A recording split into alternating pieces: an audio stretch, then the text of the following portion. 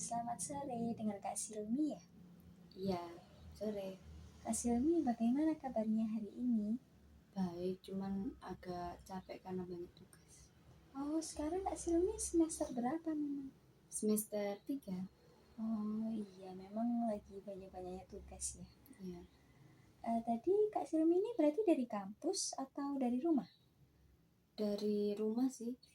Oh, naik sepeda atau diantar mungkin? Naik sepeda sendiri.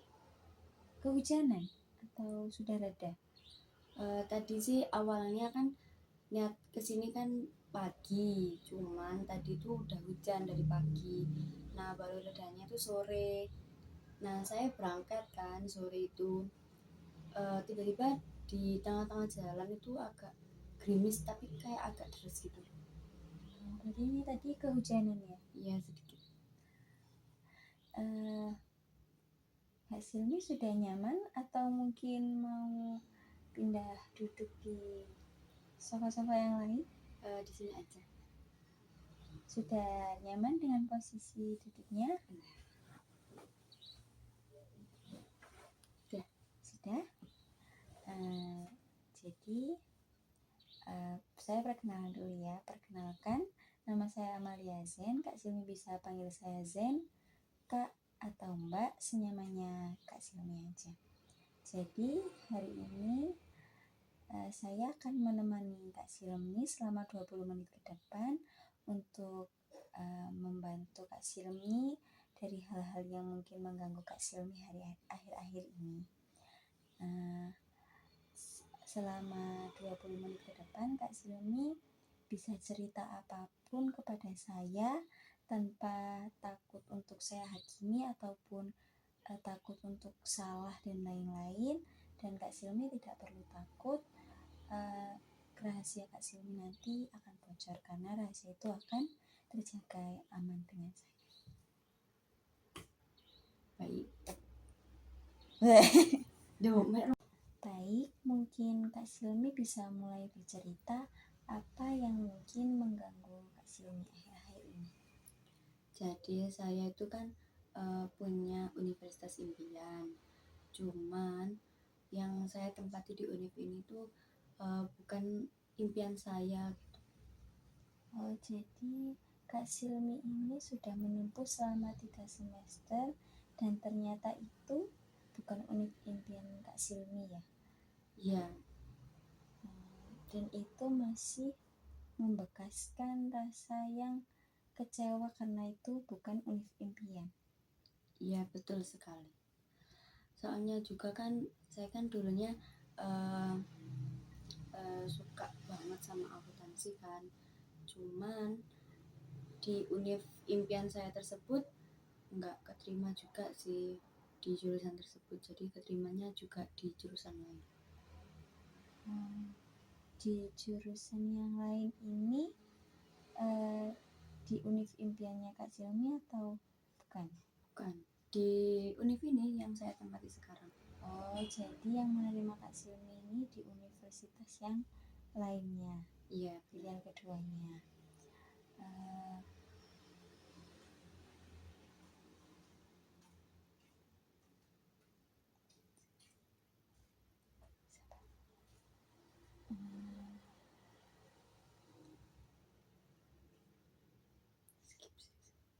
Stop deh. Stop. Tadi kan Kak Silmi bilang kalau jurusan yang kedua ini bukan di univ yang Kak Silmi impikan. Tapi kalau boleh saya tahu apa jurusan yang Kak Silmi ambil di universitas yang sekarang? Perbankan syariah sih. Oh, itu memang keinginan Kak Silmi atau bagaimana? Itu bukan keinginan saya sih, cuman kayak nggak ada lagi gitu loh yang jurusannya yang agak umum. Soalnya kan saya kalau ambil agama itu kayak agak kurang gitu sih. Jadi Kak Silmi ini mengambil jurusan yang mungkin masih selingkungan dengan akuntansi. Iya. ya saya bisa merasakan bagaimana rasa kecewanya Kak Silmi karena tidak diterimanya di Universitas Impian. Tapi sebelumnya apakah Kak Silmi pernah berdiskusi dengan orang tua tentang mungkin apabila Kak Silmi tadi tidak diterima lalu bisa usaha lagi untuk di universitas lain atau tahun berikutnya? Kalau menurut orang tua saya, awalnya orang tua saya tuh mendukung ya kalau masuk di univ impian saya itu. Cuman takdir berkata lain kan, kayak aku nggak keterima gitu. Tapi setelah saya mencari kayak mendaftar ke semua univ, kan saya akhirnya keterima di univ ini. Akhirnya orang tua juga mendukung sih, support aja. Ketika orang tua Mbak Silmi tadi mensupport, apa yang dirasakan oleh Kak Silmi? Awalnya agak senang sih, soalnya setelah sekian lama ditolak di beberapa univ akhirnya diterima di univ ya. Cuman ya sedihnya tuh nggak diterima di univ impian itu. Ya, saya bisa merasakan apa yang dirasakan Mbak Silmi ketika bisa berhasil dari sebuah struggle tapi tidak bisa mendapatkan apa yang diinginkan. Selama 3 semester ini Kak Silmi berarti menjalaninya dengan setengah hati. Saya itu awalnya ya agak setengah hati gitu sih ya, kayak nggak ikhlas gitu. Cuman setelah saya jalanin ya, setelah sampai 3 semester ini, ya mungkin masih ada keinginan untuk kembali ke univ yang saya impikan tersebut. Cuman juga saya juga udah nyaman sih sama lingkungannya di sini. Terus juga teman-temannya juga suportif. Berarti di sisi lain Kak Silmi sekarang punya keinginan untuk berpindah ke univ impian dan juga namun di sisi lain di lingkungan yang sekarang Kak Silmi sudah diterima dengan sangat baik. Benar begitu? Ya, benar.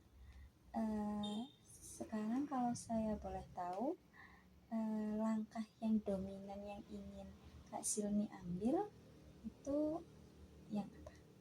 Maksudnya gimana? Ya, apa yang Kak Silmi ingin lakukan selanjutnya, entah ke kampus lain atau tetap berada di lingkungan itu?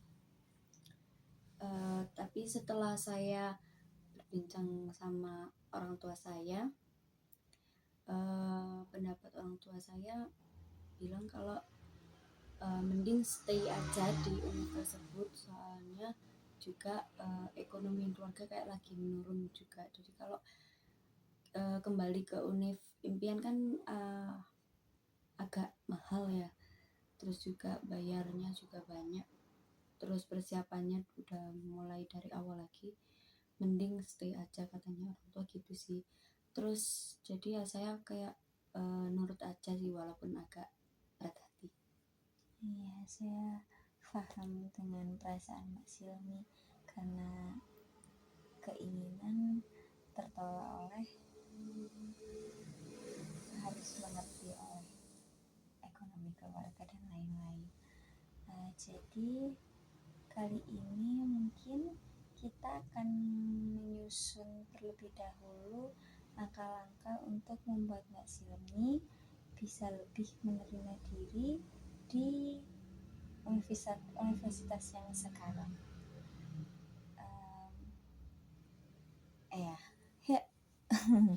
Mungkin bisa diceritakan hal-hal yang Kak Silmi sadari itu bisa disyukuri dari selama Kak Silmi ini berada di universitas yang sekarang.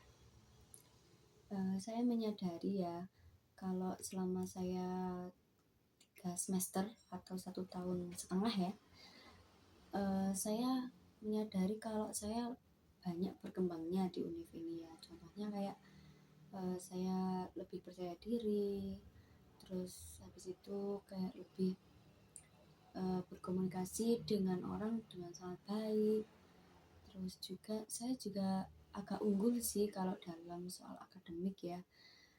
Belum tentu juga kalau di univ yang saya impikan ini saya bisa sampai mencapai yang saya inginkan. Bukan saya inginkan sih, kayak lebih unggul gitu kan di univ ini. Terus juga kalau di univ ini tuh saya juga lebih aktif juga ya, kayak sering bertanya, terus sering menjawab soal-soal gurunya, terus lebih ingin tahu yang besar gitu sih.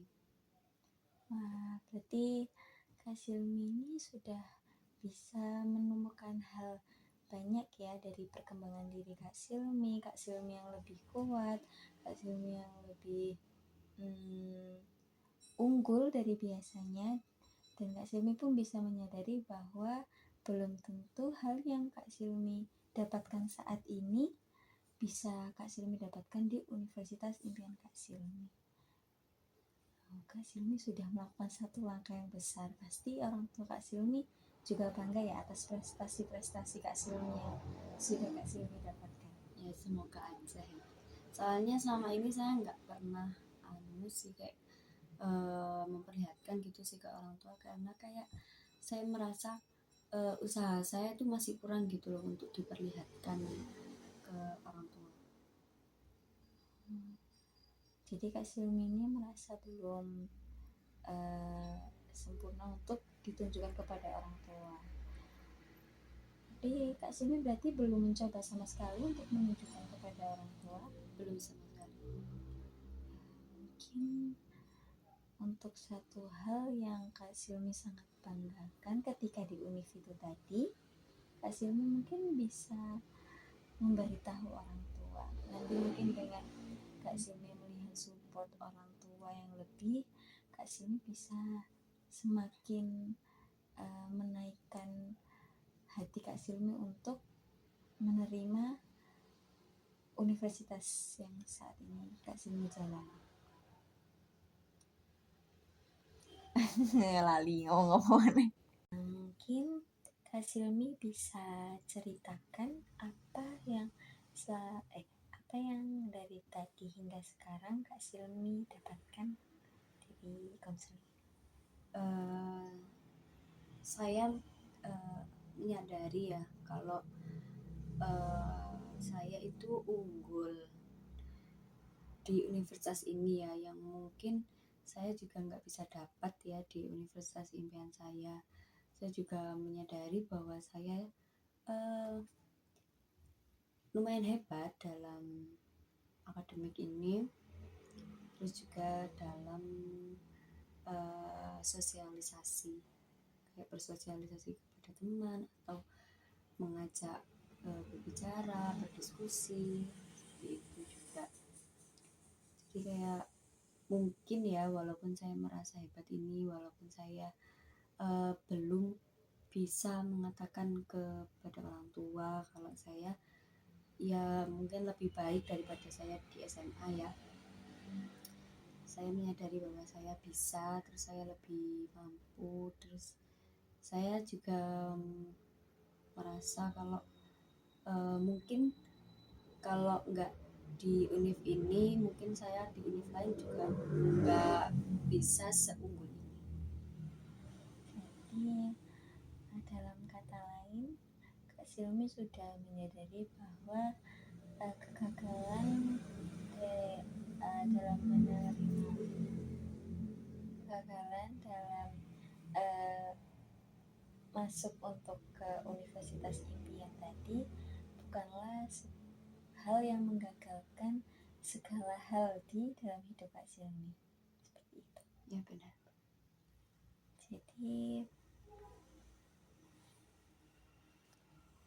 Jadi Kak Silmi sudah mulai ada rasa untuk mau mulai menerima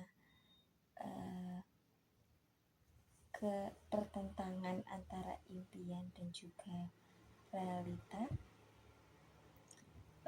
Iya sih, sejauh ini iya.